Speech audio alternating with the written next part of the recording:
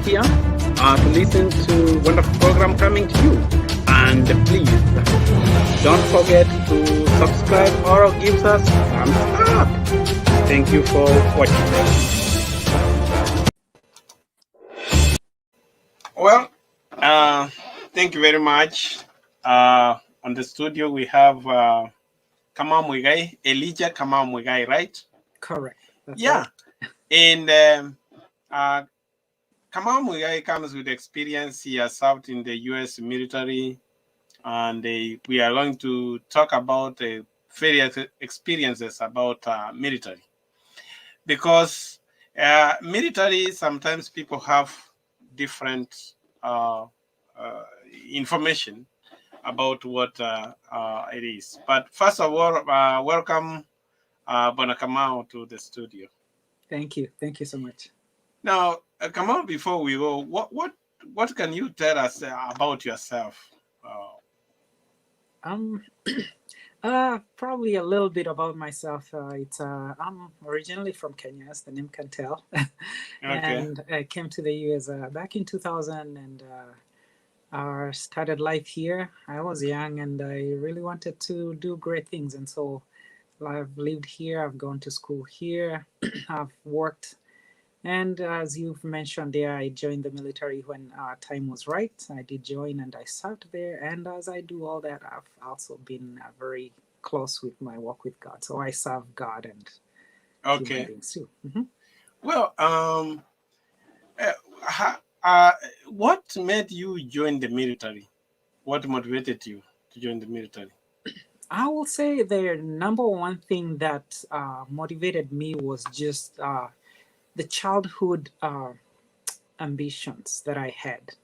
Okay. I remember when I was growing up back in Kenya, I really wanted to be something that was organized, the military, something like that. And so even in school, when I was young, I was in the Scouts Club. In church, I was in Pathfinder. So anything that had to do with group marching and doing some of those drills, I needed to be in that. And so I grew up like that and wanted to be in the military also. And so when time came, I did not hesitate. I joined. Did you try to go to military in Kenya? I did not. I did not for some reason that I know most of us know. The military back in Kenya is looked at very different. It's very difficult to join. Yeah, and you know who joins there? It's people who are able to run, people who are built up, and all that. Yeah, that's true. Which I did not have. Okay, I think we are being joined by Dr. Judy is joining the studio. Oh, welcome, Dr. Judy. Hello. You need to unmute.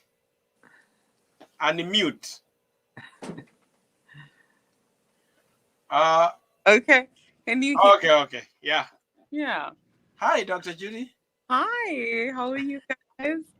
Good. Good. Yeah. Very excited. Okay. Yeah, I think we are now three in the studio, Dr. Judy. And to you, we have Muigai. Yes. Who we are discussing about military career and the facts and myths. Many people have different, and that's what it was trying to explain, having served in the military. So, as you said, there is a common myth about military service that make many people reject over going to the military. How can you debunk that? Sure. I know I've talked to a number of people, young people, and even the parents. And the number one thing that I hear from them when I'm talking about joining the military is that if it's a parent, is I don't want my child to come back dead. That's the number one thing. They hear military and all they know is a baby or a child coming back dead.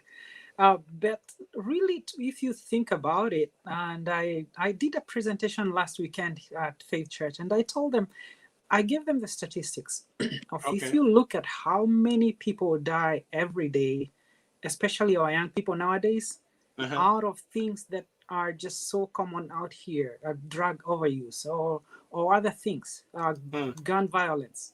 that are not Yeah. in the military. The numbers are staggering. Per year is numbers, thousands of people. But you Okay. look of how many people die in the military because they join the military and they come back dead. Uh, I looked at the statistics, and something from I think 2006 to last year was uh, about very minimal, around maybe less than 3,000 people. So comparing that, that's one of the things that I try to tell to the parents. yeah. It's not everyone who joins is going to war, and not everyone who joins will come back dead. A greater number will die out here than those who are in the military. Yeah, will die for other different things than the military. Exactly. Yeah. Mhm. Dr. Judy, what would you say about that? Mhm. So, my take on it is exactly, what he has said. Mm, There's a there's a myth, and a lot of people think, oh my gosh, you know what? I don't want my child to go to Afghanistan. I don't want my child to get, deployed. But at the end of the day, we die. People die from different reasons. I mean, the drugs out here are killing our young people and old alike. Alcohol, diseases like chronic illnesses that are untreated, COVID. So mm, there's so much that's happening, and I think, I want people to listen to the other side of things, but I also want to add this though to mm. everything that he has just said. I think there's a lot of people who've been deployed, both male and female, sometimes come back and they can't reintegrate back to their society. And that's because maybe they don't have counseling. So that's the other side that I was able to see, even, when I was in Colorado, Mm. where I worked with a lot of families. Yeah. Okay. Um, Now, on the same note, you're saying one of the concerns that many parents don't want their children to go to the military, besides dying in the military, is that there is too much exposure to things like drugs, alcohol, and Mhm. how did you survive that, or what will you say? They say you are more prone to those things. Um, I'll tell you the truth. That's totally wrong. Yeah. The thing being that in the military, it's not they don't tolerate drugs. Our tests are done randomly. Anytime can be done, and if you're positive, you test positive, you're out. So Okay. it's not something that is true that in the military there is more drugs. There's way more drugs out in the civilian side than in the military. So that is for real what it is. Okay. Um, yeah, I did my many years active duty, and I did not see what I see now in the civilian side. Okay, so you say actually it's much safer to be military because there is a random check.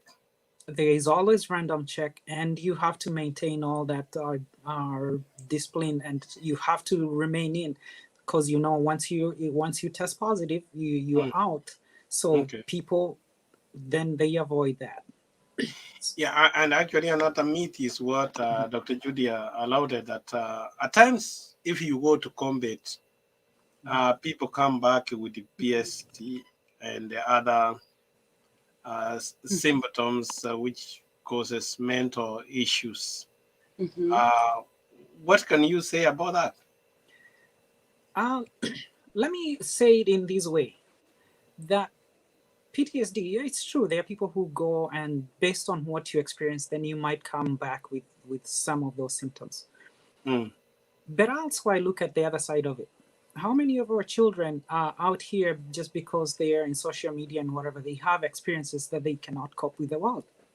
okay. Almost equally the same, right? Mm, They go through things that to them causes them to have PTSD. Because PTSD is not only because somebody went to Iraq or Afghanistan. They okay. can go through experiences in life here nowadays that will cause them to have almost the same thing. And to also explain a little bit about what Dr. Judy mentioned is that Why you will find most of the people not being able to integrate so well in the civilian side is because of how, if say for instance you join and you did your 20 years in the military, 20 years you had a structured life, a life that is so systematic, structured, everything is in place. And then you come to the civilian side where nothing seemed to be in place. So you tend to be not to find your niche there, because you were in a place where everything is in order, everything is, you are told to be in a certain place at 1 o'clock, 15 minutes before time you are there. But then you come to the civilian where that doesn't where work. people don't care. Okay. Dr. Judy, what can you say? Also, I mean, I like what you're saying, about the structure. Of course, 20 years is a long time. Of course, somebody is telling you what to do. I mean, you have orders. It's like you have a protocol, a book that you follow. And, something else that I wanted to also debunk is, PTSD, so post-traumatic stress disorder. I mean, like you said, anything can trigger that. Like, a painful, like an accident, for example. Whenever somebody has an accident, I mean, it could be, days, years, if they hear that, like, the same bang, or, somebody hit you, or, whatever happened during the accident. Sometimes people suffer from, thinking about, oh my gosh, that loud bang is what happened when I had the accident. Any, pain stimuli, any experiences can really drive us to, PTSD. Again, so one thing I want to draw your attention to, to Mr. Muigai is, I look at people who've especially been deployed to war-torn areas. For example, we have Kandahar, in Afghanistan. I mean, we saw some of those images on TV, and then, of course, we had that 13 soldiers were killed while they were trying to evacuate the place. So, I mean, that is traumatizing. And to think, oh my gosh, you know what? There were soldiers who were there. I mean, it doesn't matter whether they saw it or not, but, to think they were there constantly and scared for their lives. I mean, I think that triggers something. Okay. Right? Are you ever deployed? No, I never deployed. I did not. My time that I did active duty, I did not deploy because I worked in state. Okay. Now, after you finished your military, so what are you doing now? I will correct that a little bit. I did not finish.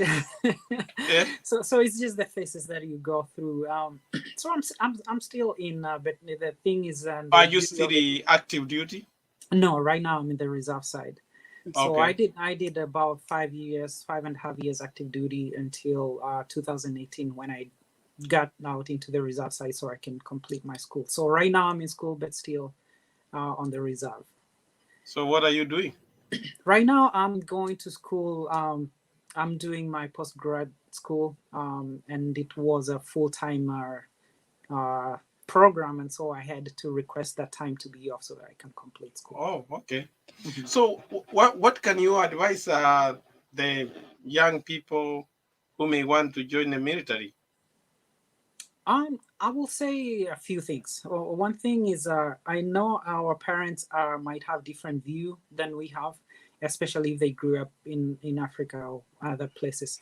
Like back there, we knew the military was people who were not able to go to college, school dropouts and such.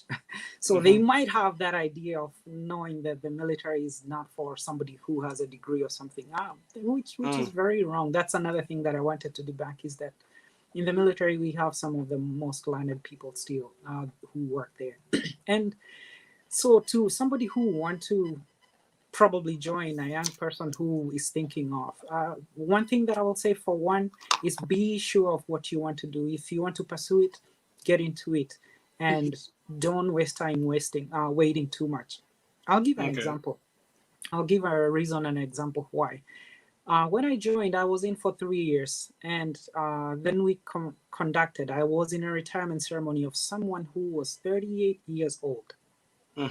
She was retiring at 38 years old. And Okay. she joined when she was 17, 18. Okay. And at 38, she had acquired her bachelor's. She had done her master's degree. She had several houses in several states, Mm-hmm. and she was retiring with her full benefits on that at 38 years old.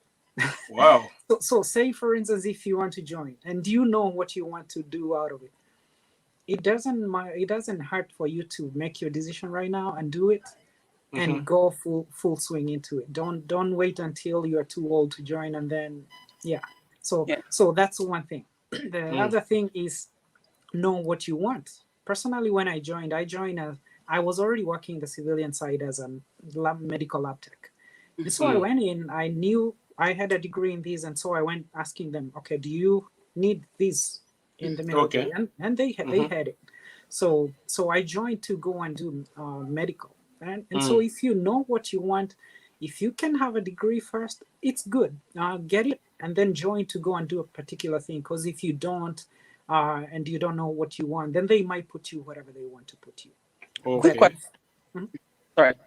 Okay. Mhm. Dr. Judy? Yes. Yeah. So I have a quick question for you because I Uh-huh. know there are different branches of it, and they always say, "Oh, don't go to the army because in the army they don't have as many learned people. Or if you want to go, go to the Air Force because they have the best hospitals, and you go up in rank like faster." So, I mean, do you have any insight to that? I know you're in the Navy, so Mhm. it's very different. Could you give us some more insight on that? Sure. Probably a little bit. And if somebody has more questions, they can talk later.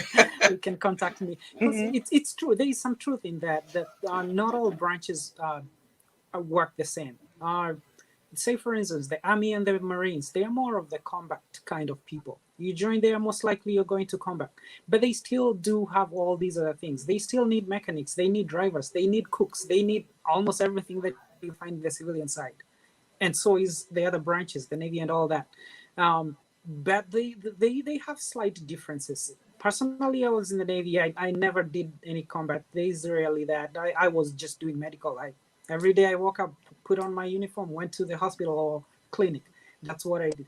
And so really, it is true that some branches might have different things that are not in each in all the other ones. So it Mm. depends on what somebody wants. If you want, well, say for instance, you just want to be a combat person, there's no need for you to join the Air Force if you want to be just carrying your gun. And so they're different. That's Okay. If you want to be infantry, yeah, Mhm. or if you want to go to war, then here, you know what? Go to the infantry side. Uh, Correct. is Okay. that right? Mhm. Yeah. Yeah. That is true. Now, what Okay. what has been your greatest accomplishment in the military? You can be proud of. Uh, I don't know if it's only me who finds it hard to talk about yourself a lot. But really, what I can say that I've accomplished is that for the short time that I was there, I was able to, as I said, I joined. I had only a 2-year degree. I was able to complete my bachelor's while I was still in. I was able to even get into my postgraduate school Mm-hmm. to the point where even now, while I'm still in, I'm finishing my postgrad school. So I can say that's an accomplishment to me. And Okay. not only that, I was still able to do quite a lot while I was in there, both for the country and for the people who were interacted with. Okay. So you traveled Amazing. to many countries. Personally, I did not, because I joined to on the side that I knew that what I needed, and that's what I'm saying. I knew I did not want to deploy. I wanted to be around, to be with my family, and be able to do school. So I chose the route that will enable me to meet my goal. And so I did Okay. not go to many countries, but I did travel a lot around the states. I've lived in different states here in the United States, which I love a lot. Yeah. Okay. Now, You know, Judy, you wanted to say something? no, Yeah. I love this discussion. So one thing I'd love to do though is I really want you to maybe we can do a follow-up session where, we talk about the ages, we talk about the different MOSs, because at the end of the day, recruiters, will have our young kids, and they'll tell them, okay, you know what, this is this is where I want to place you. You're going to be a cook. And what I've seen, or what I saw when I lived in Colorado, is at the end of the day, like you said, unless you know what you want to do, you can be in one MOS, and you can't move from that MOS to another because you didn't know what you're doing. But at the end of the day, I really love this information, and can I quickly exit, Mr. Omandi, Dr. Oh, Omandi, and Mr. Muigai. okay. Thank you for joining the studio. Yeah. I know you are at work, so thank you very much. Okay. Yeah. Now, Mugai, I know you are a very religious person, and how did you balance military and the life of faith? Very good question. So let me say this. This is another thing that I will debunk to a lot of people, and it might be a surprise. That we think there is no religion in military. Yeah. But to tell you the truth, is I found there was more of religion in the military than in the civilian side. Really? And I'll tell you why. Yeah. I'll give you examples. It is that in there, every time we had a ceremony, whether be a retirement, whether be something happening, whether be a potluck, we started with prayer. Okay. Where do you find that in the civilian side? I've done potlucks and everything else in No. my civilian side. We don't have that, right? Yeah. In the military, there was that. In the military, pretty much every command you go, there is a chaplain. There is those who deal with the just religious things, and so I will say, for those who might think there is no religion in the military, there is. It is there. You will find it, and so it is. It just depends on who you are. If you're wishy-washy, you will still be the same. You would still be like that. Right. But if you're strong in your faith, you can still be very strong in the military. And the other thing that I loved a lot with it is, yes, there are things that are known to be. The people, they say there's a lot of dirty language in the military. To them, that's their normal. But say, for instance, to me, I did not speak that language. Right? Okay. So and so for me, my faith was not. A faith does not grow so well when it's not challenged, right? Yeah. But when you meet a challenge, that is when you can even grow better. Yeah. Yeah, that's when you grow. Yeah. So to me, to be in that environment and everybody is saying a word that I cannot say, and they are challenging me to say it, and I cannot say it, then that helped me to grow even stronger in my faith. Okay. And no matter where I went, I did all that I needed to do for my spiritual life as I could have done in the civilian side. Okay. Yeah, actually, that's one of the things I think when you go to military, you cannot keep your faith. Thank you very much for elaborating on that, because that's one of the areas which many people have. And then, I was doing a research on the salary, like people starting the military. And I want to put a screen. I don't know whether you are seeing that screen. I am. I can see it. I think these are active duty. No. This is not the one I wanted to show you, which was starting to. No, these are warrant officers. I think. Okay. Yeah, I think that's where we start private. All right. You want okay. Starting at a year with the 2 year experience, 21,000. 4 year experience, 21,420. And going up to the most senior person there, staff sergeant, 33,000. So some of the salaries look like they are not very competitive. Like you can leave your the job market to go there. What can I say? Thank you for putting that slide up. Yeah, most people look at that. You will go online because it's out there and you can see everything, and think, oh, it's not lucrative. But the truth is, There are different pays that are there in the military. Okay. So like that one, they will call it the basic pay.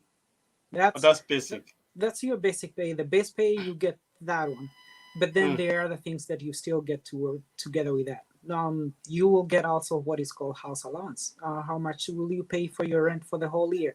It's probably Okay. another 30,000. So if you're getting 30,000 base pay, then you get 30 more thousand for your housing Oh, allowance. You get all okay. these other allowances that add up to, you end up making probably even more than somebody who is working the civilian side. Wow, okay. Yeah. Yeah, that's what people see and then say it's not. That one is just called a base pay, which is a pay just being paid that, and then without considering all these other things for food, for housing, medical is free, and all those things. Those ones are free. So you think about all that, factor all that Okay. in, you end up seeing more benefit while you're in than when you are civilian. Now, on this, I want you to talk about when you are in the military. It's not a matter of people think you are only trained how to shoot. There are still different programs, uh, opportunities. What are some opportunities when you are there that you can learn some skills to help? Sure. I'll give myself as an example. All right. So as I said, I was already a medical lab tech. And so I went in to join the Navy as a Navy medic. They call it Navy medic in the civilian, but it's a hospital comment. So pretty much when you go in there, all things that you can find to do. Not everybody learns how to hold it and shoot a gun. Not everyone, especially for parents or younger people who are scared of joining just because of that. Okay. My 7 years of in the military, how many times did I shoot a gun? I did when I was learning how to do it. I won't disclose everything about it, but really, all my time in there, all I was shooting was immunizations. I That's can what you hold were that one doing. very well. But anything that to do with medical, I was doing because that was my job. My job was Okay. medical. I didn't go in to be combat. I didn't go in to be a security guy. So they're every kind of thing that you can find in the civilian side, it's in the military. It's in the As I military. mentioned earlier, they need drivers. They need doctors. They need nurses. They need cooks. They need drivers. They need everything. Accountants. They need IT people. So pretty much anything you do in the civilian side, think about it is that the military has it as well. It's only that you wear your uniform, Okay. while on the civilian side you don't have a uniform. Okay. And at what time, maybe for like new immigrants who are coming home, who are coming to the military, at what age are they supposed to join? Which is a reasonable age to join? Okay. Pretty much all the lines, all the 5, now 6, because they just started a new one. It's called U.S. Space Force. So all of them pretty much they start at age 17. If you're at 17, you can join. You can join Anywhere between 17, and some of them, like the Coast Guard, I think they cut out at about 27, 28, somewhere there. Marines cut a little earlier too. But the Navy, well, the Army is up to 35-ish, around 35. The Navy and I believe Navy is up to 39, somewhere there. So if you are in any of that age bracket, you can still join. Okay. And what I will say is there's some that are waivable. Age is can be waived in some situations. Say, for instance, you're a migrant from Kenya, and you have you're a doctor, a medical doctor, and you want to join. Probably if you go, they can waive, because you don't need to go through training and all that. You're just coming to be a doctor. There are age waivers that are there. Oh, they're there. Yeah. So you would encourage many people, youths, to join, regardless of their religious faith, regardless of those myths that you are likely to die in the military. So you encourage them to join. I will encourage them to consider it very, very well, because there are so many benefits that we haven't talked about. Probably we'll talk in another session, but Yeah. the benefits thereof are great. And I will say, I will encourage parents and their children to discuss it and see if it's a good thing that they want their children to pursue. But Okay. for the young people who are independent, I will say, if you want to join now. Don't wait too long, because the earlier you join, the better for you, even for the future. And for sure, Mm. if you are able to do that thing in the civilian side that you want to do, go to school, be a nurse or something. People Okay. are doing it still in the military, and you're paying your school fees here. While you're there, you're not paying anything. So Good. why not consider something like that? Thank you very much. We were glad to have you, and we are Mm. proud of you that you served the military, and now you are pursuing other things. So thank you for accepting to join the studio. So Thank we you. hope next time again when we call you, we can come to discuss more about the benefits in the military. You can tell us more about it. Sure. Thank you so much for having me, and I really enjoyed it. People are feel free to reach out to me if you have any particular questions or anything that Thank you you. want to Thank you very discuss. much.